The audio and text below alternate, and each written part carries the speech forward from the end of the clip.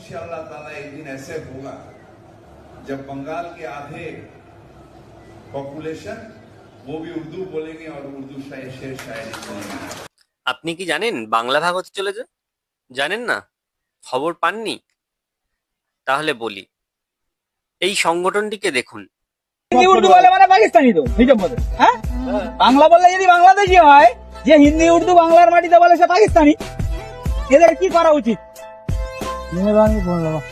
এই যে রাস্তায় এসেছি সেই রাস্তা ঘুরে যা, বাংলার মাটি গরম আছে, খুব মার মারবে, খুব মার, সামনে যাস না।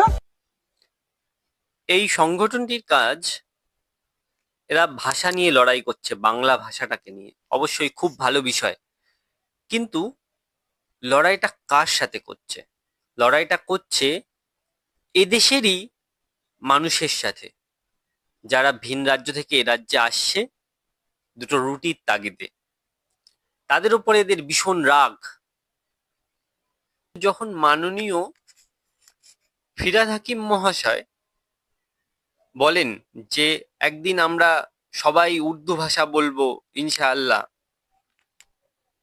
इंशाअल्लाह ताला एक दिन ऐसे होगा जब बंगाल के आधे पॉपुलेशन वो भी उर्दू बोलेंगे और उर्दू शेर शायरी बोलेंगे।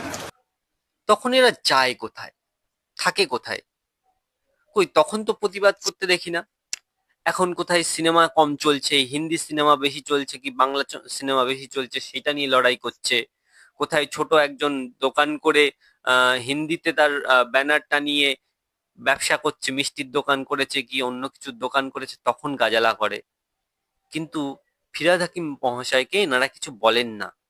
কেন? আসল কারণ হচ্ছে এরা হলো তৃণমূলেরই বি টিম। এদের ফাঁদে পা দেবেন না এবং এদের বিরোধিতা এখনই তৈরি করুন।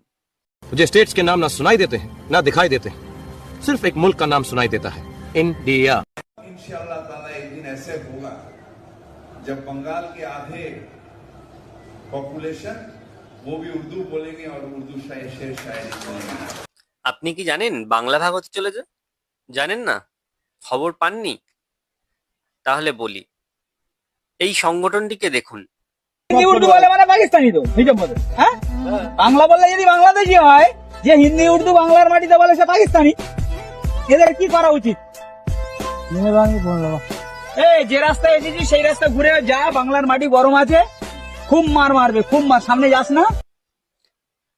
এই সংগঠনটির কাজ, এরা ভাষা নিয়ে লড়াই করছে, বাংলা ভাষাটাকে নিয়ে। অবশ্যই খুব ভালো বিষয়, কিন্তু